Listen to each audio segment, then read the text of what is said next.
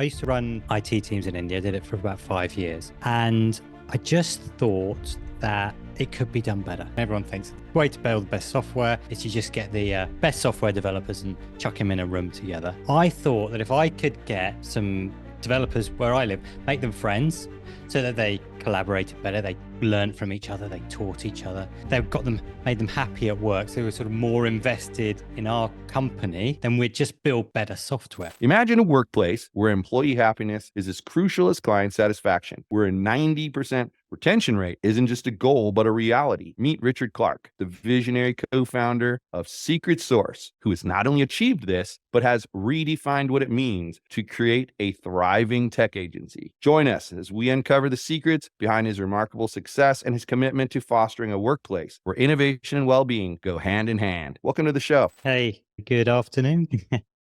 So could you possibly share the story behind founding SecretSource and what inspired you to go down that path? I used to run teams in India, IT teams in India, did it for about 5 years. And I just thought that it could be done better, right? Everyone thinks the way to build the best software is you just get the best software developers and chuck them in a room together, right? And then it works. But I had some really good developers, right? And it just wasn't working. I thought that if I could get some developers where I live in the Canary Islands, make them friends so that they collaborated better, they learned from each other, they taught each other, so it was more invested in our company's success and our client success, then we'd just build better software, right? We'd build better teams that would build better software. That's where the idea came from. That was 10 years ago now. And we believe that the happier our staff were, better the software we'd build. And that's where we started. Completely agree with you. One of the big parts of my coaching program is I preach decentralized management, because I think when I was a CTO,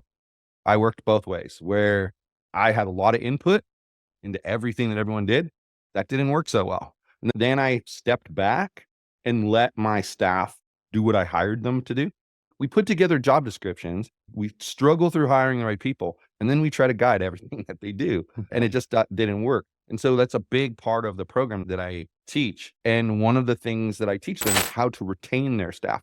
So when we started, 10 years ago, we thought, make our team happy. That'll be easy. All we have to do, just look on the internet, see what Google are doing, see what Facebook are doing, and copy them. So we got a lovely office with a big terrace. We got hammocks in it. We gave away free breakfast on a Friday. We even wrote into our staff contract that they get free beers after work, contractually, if they went to the staff every Thursday afternoon. Yeah, it worked. Yeah, everyone was happy. And a couple of years in, we sent out a survey to our team, right? Typical survey. How do you feel at work, et cetera, et cetera. First question, how happy do you feel? Everyone answered 7, 8, 9. Thought, that's good. Last question, do you see yourself working here in a year's time? 50% of the staff said no. Yeah, a bit of a shock, that one. And we went to interview everyone. They said they saw no future with us. They didn't know how they were going to grow with us, how they were going to earn more money, how they were going to get promotion. And it was at that point that we realized that making people happy at work is more than just having fun, more than just the perks, more than just the pizzas, the foosball table, the whatever, the nice sofas. And so we've spent the last, probably the next 6, 7 years, researching into what makes people happy at work. And it depends on who you ask. The different experts give a different list of things that make you happy. But I like the US Surgeon General. They've put together a list of 5. Why do I like this list? Because it's 5 and I can remember 5. I can't remember 9, can't remember 14, but 5. These are the 5 things that you should be doing to keep your staff happy. First one is safety, right? Staff need to feel safe at work. They're not going to get injured. They're going to get paid on time. And really importantly is psychological safety. They need to be able to feel that they can speak up, they can ask questions, challenge other people, all without fear of being criticized or judged or stuff like that. That's the first. Then you got your second one, which is community. They need to feel part of a team, right? And they need to feel that they're achieving something together. You need autonomy, which is exactly what you talked about before. Give your team freedom to work the way they want to work. This is all the argument at the moment about remote working versus hybrid working versus return to the office, right? Let them work the way they want to work. They feel much better. Give them ownership of how they do it. They need some purpose, understand why they're doing it, and then give them an opportunity for growth. They're going to learn. Look at those 5 areas, and you pretty much cover what makes people happy at work. And there's much more detailed than that, but those are the sort of 5 sort of core areas. That's really interesting that 50% were saying they didn't see themselves working there in a year. But Yeah. kudos to you guys for taking that as like a warning sign, because some people think 50% retention is just phenomenal. And not especially what gets me is you ask the question, do you see yourself working here in a year? Just 1 year. Yeah. That's not really a long time. It may seem like that to some people, but like I've lived here in Vegas for 2.5 years and I feel like I just moved here. It goes by so Yeah. fast. But I think paying attention to that though, you mentioned earlier that by building the right team, keeping that team, that you build better software. And I completely agree with that, because like right now in our company, we've had some people that are here for 4 or 5 years. And it started to hit me recently that if one of those people were to leave, the amount of time and effort it's going to take to bring someone else up to speed really is a lot. Like, it's excessive. And Yeah. so Yeah. it's just much easier to make them happy. And let's face it, we hire them for a reason. We think they're a good fit. And when I used to hire people, I used to think of things like, will this person help push my mission for my department forward, or will they keep it in the same place or push it backward? And you want people who are going to push it forward, obviously. But that also comes with some other issues, which is like, how do you maintain high level of employee happiness, but Mhm. also meet client expectations and demands? See, that's really interesting because when we started off, my focus was on client happiness, right? My theory was that if we could make our clients happy, then everything. And I dropped the ball on the employee happiness to begin with because I was so focused on the client happiness. What happened was we were so focused on making our clients happy that we were making our team work overtime. We were doing projects that didn't fulfill our team's needs. And what happened was it then didn't make our clients happy because our team wasn't happy. So I think the two go hand in hand. The two go hand in hand. And mainly because your clients work with your team. So they need to collaborate. They need to work together. Look after your team, be happier. That's what I've found. And it's like that with any relationship, right? Like if you're married or you have a significant other, when you're always worrying what they can do for you and this kind of thing, you're not happy.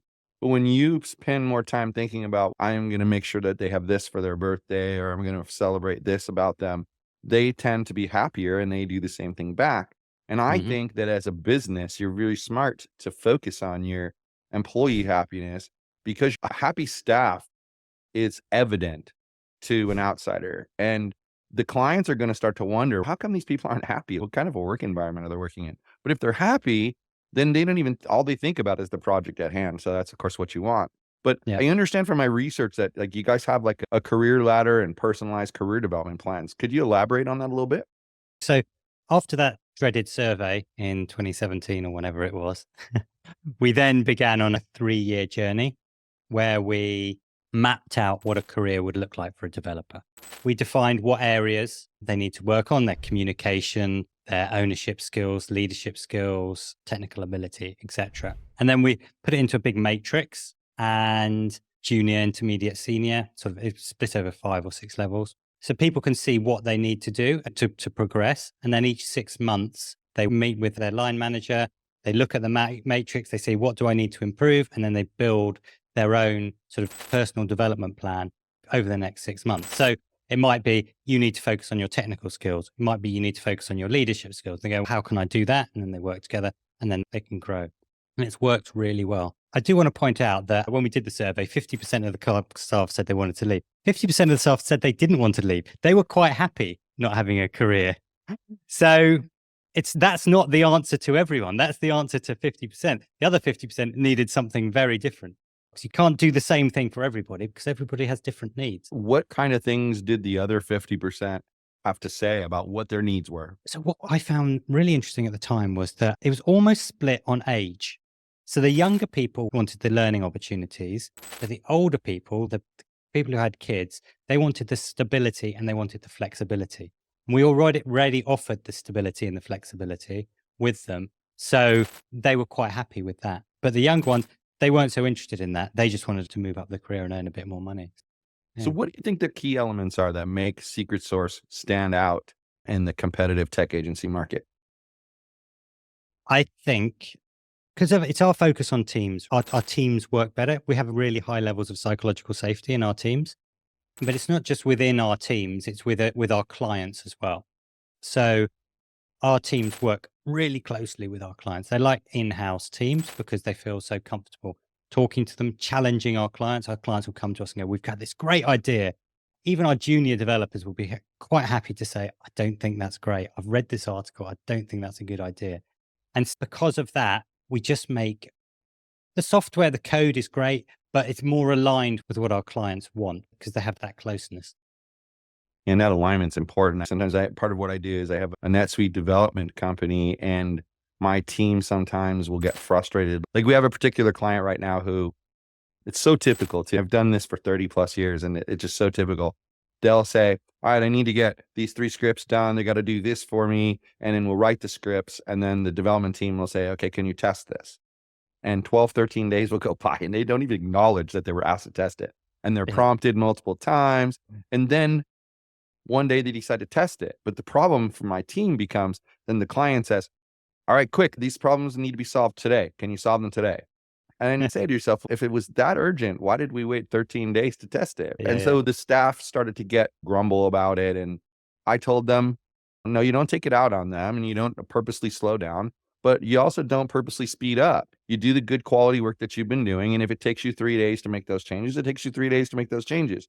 They'll understand what they're trying to do is just push a little harder and get you to move a little faster. And there's no, you're in control of that. And as long as you keep the client happy, and then everything's good. In fact, I just had a call with the owner of that company yesterday, and he had nothing but praise. It's about, I think as the leader, I have to always remind my team that, you know what, just because they want it tomorrow or today or 5 minutes from now, doesn't mean they can get it. And it's my job to explain to the client, here's the complexity of it. And most of them are just fine with it. I have run into a few that aren't, but then they're just not your client, I think is really the thing. So like, what are some of your long-term goals for the company? And like, how do you see the future of SecretSource? Yeah, I want to grow the company. I want to grow it to 100 120, 150 people or something like that. It's not for financial reasons. It's because I think that's a good size where we can maintain our culture. Any bigger, and I think there's a danger of it breaking up. We're not quite big enough for everyone to have the career opportunities they want. They might not be able to move into the tech they want because we don't have the breadth of projects that we need. So that's my goal. Expanding your tech stack will help your staff. Yeah, exactly. And just keep good clients. We've got good clients. And what you're talking about is managing expectations. That's so important. And just talking with them and just saying, look, we're not deliberately holding this off for 3 days because you hold it off for 14 and now we're going to spite you. This is why, because we want to build software and it takes 3 days to build it. And then you go, okay, that makes sense. Just being honest with them, I think. Set those expectations. I always hate the term under promise, over deliver. Yeah. I think you should just be accurate with your client and tell them what to expect and then deliver on those expectations. And I think some people are not good at that. We've all met the developer who every time you ask them to estimate how long something takes, they either overestimate or underestimate severely. Like, it's not a 5-hour job that they estimated 7 or 3. It's like a 5-hour estimate for a 20-hour job. Like, we've all run into those people and they need to work on that. But do you have any like success stories or examples like where your culture, because you have a really unique culture. So have you any success stories like where your culture has directly contributed to a project's success? Okay. Do you know what? I have never been asked that question before, so I'm just going to have to think about it. So I think it all comes back to psychological safety. Before we nailed the happiness thing, we didn't succeed with every project. Honestly, we didn't succeed with every project. There was one, for example, where a lovely client, but very demanding, came to us every week, said, I've got this great idea. Can you develop it? And our developers would say yes. And then I'd come off the call and go, why did you say yes? That's a terrible idea. And they go, why didn't you say no? Because none of us felt safe saying no to them. And the reason was, I asked the developer, why didn't you say no? And he says, because every time I said no, the client would say to me, you got to be more positive. Stop being so negative. And so after a while, our developer said, I don't come to work to be insulted every day. It's just easier for me. And so over the years, as we taught our staff psychological safety, and then we actually teach our clients psychological safety as well, how they can build relationships with our teams, it just means that we don't have those conversations anymore. We never have clients complaining about something being late. We never have them complaining that something's gone over budget, because they talk about it weeks before it becomes a problem. The second that it becomes a problem, they're talking about it honestly, and a solution gets found. I think all of our projects benefit from just that honesty between everybody. Yeah, it's funny when you mentioned the client saying be positive. It reminded me of when I was a CTO at a delivery service. The CEO came to me one time and he had seen that movie then, and he Okay. asked me, is it possible for us to do something like buy something, put something on the laptop where my emails can just be read to me and that I can talk to them? And I said, no, it's not. And he said, you need to be more positive. There's a way. And I said, no, there really isn't. And he said, then why can't we have a laptop like they have in the movie The Net? And I said, because it doesn't exist. That's a movie. I made it up. And now it's funny that today you could. Back then in the 80s and 90s, you couldn't do that. It just wasn't a thing. So I just found it funny that people see movies and then they're like, oh, you could do that. So I can only Yeah. imagine a client coming to one of your developers and being like, can you make the software reach out and do this? And they're like, no. And they're like, be more positive. Yeah. But you see what it is? People assume that tech people, when they say no, it's because they just don't want to do it. It's not Yeah. because Yeah. it can't be done. Yeah. Yeah. That's one of the hallmarks of my company is we don't say no unless it's actually impossible or if it's a Yeah. crazy idea. And if it's a crazy idea, we'll explain to them why it's a crazy idea. But that psychological safety is really important. I'm Yeah. glad you've brought that up multiple times because people want to feel comfortable. Like how many people have in your career have told you there's no such thing as a stupid question? And then when you ask them a question, they hold it against you. And I truly believe that questions have to be asked. If you have them, you have to ask them because there's a reason you have them. You don't understand something. What's one unconventional thing that you've implemented that's significantly improved workplace happiness? Just something unusual that you've done, if there is anything. Yeah. So look, we love experimenting with stuff. So we try stuff all the time. A lot of it doesn't work. And when we went into lockdown, I live in Spain. For those that don't know, I live in Spain, and we had proper lockdown here. None of this American wander out and go to the shop stuff. We had 6 weeks where we weren't allowed out of our houses, and they had police strolling the streets and stuff like that. And very quickly, within about a week or 2 weeks, our staff started reporting that they were feeling disconnected from the company. Not disconnected from their teams because they were working really closely on Zoom or whatever with their teams, with their 2, 3 developers, but from the company in general. And so we looked at lots of things. We tried Pictionary in the morning with the whole team. We did online jigsaws, right? All those things that everyone was trying, online sort of get togethers and have drinks together. Didn't really work. Then we read that people have their tribes at work. When you go into an office, you tend to hang out with the person who likes football. You go and chat with them about football. There's someone you chat with about the latest TV series or whatever. What had happened was when we went remote, those groups had just totally broken up because those groups weren't their working groups.